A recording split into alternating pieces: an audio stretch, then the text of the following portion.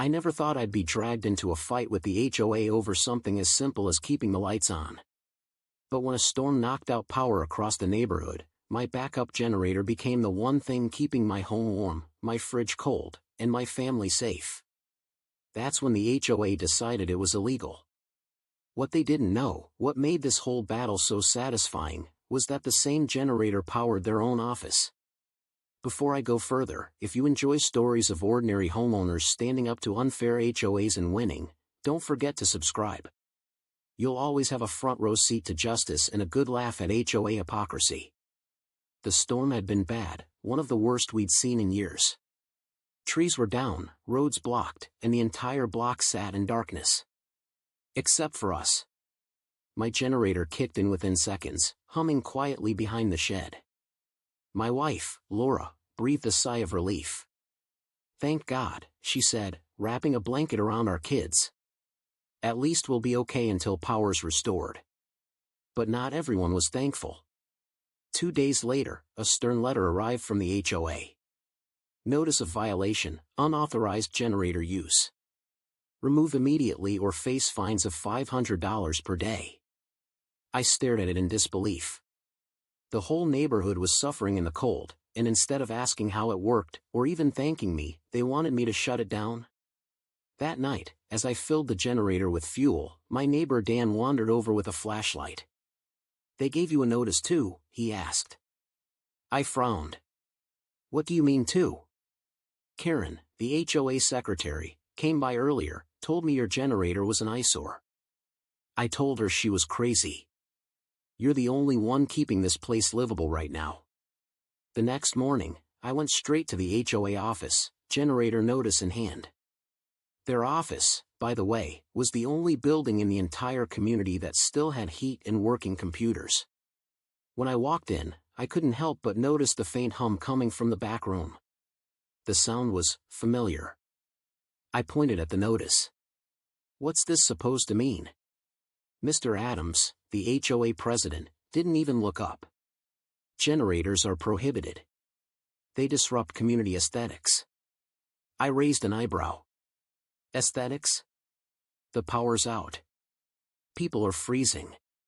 Karen, sitting smugly behind her desk, chimed in. "Rules are rules. You'll need to shut it off." That's when I noticed the extension cords running along the wall.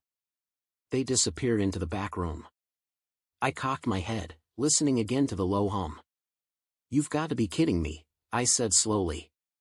"You're running a generator yourselves, aren't you?" Karen stiffened.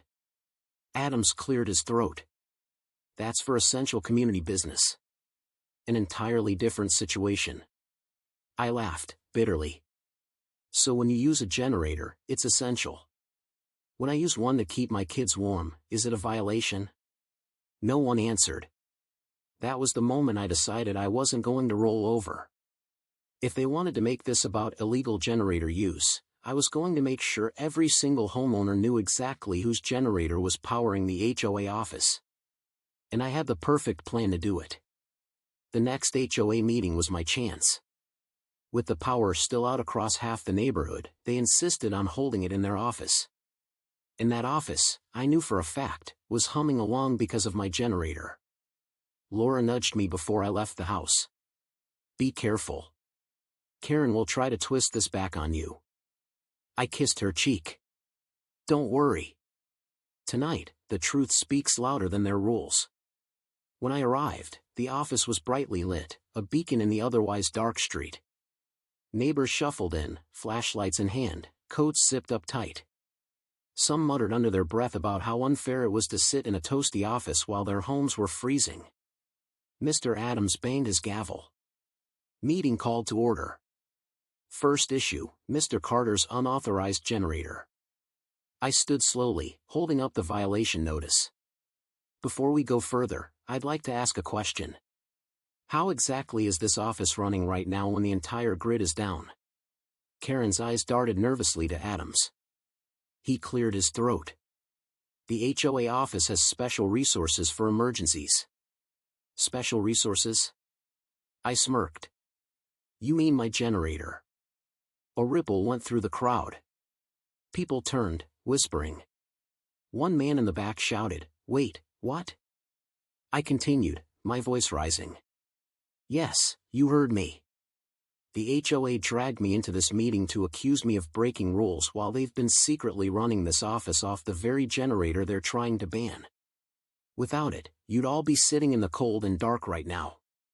The room erupted. "That's outrageous," a woman gasped. "They're using his generator and fining him for it," another man barked. Karen snapped, "That's not true. We have our own equipment." I crossed my arms. "Really? Then maybe you won't mind if we all take a look." Before they could stop me, I pushed open the side door. A blast of familiar engine noise filled the room, the steady hum of my generator. The crowd followed, and there it was, my unit, extension cords running straight into the office. "You stole his power," someone yelled. "You hypocrites," another neighbor shouted. Karen's face turned beet red. Adams tried to calm everyone down. This was a temporary arrangement. For community purposes. But the neighbors weren't buying it. Dan, my friend from across the street, stepped forward. "Community purposes?